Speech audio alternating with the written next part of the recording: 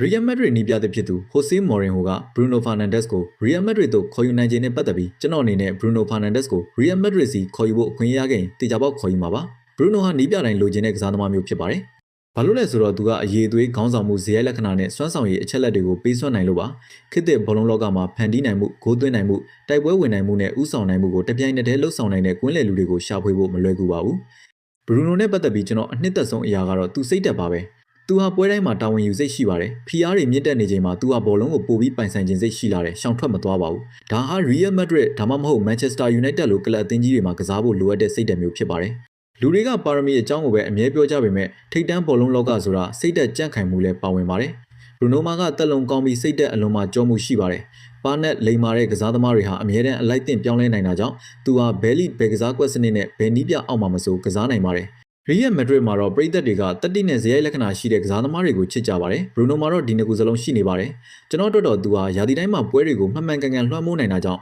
ကမ္ဘာဘောလုံးလောကရဲ့အကောင်းဆုံးတိုက်စစ်ကွင်းလယ်လူတွေကတယောက်ဖြစ်ပါတယ်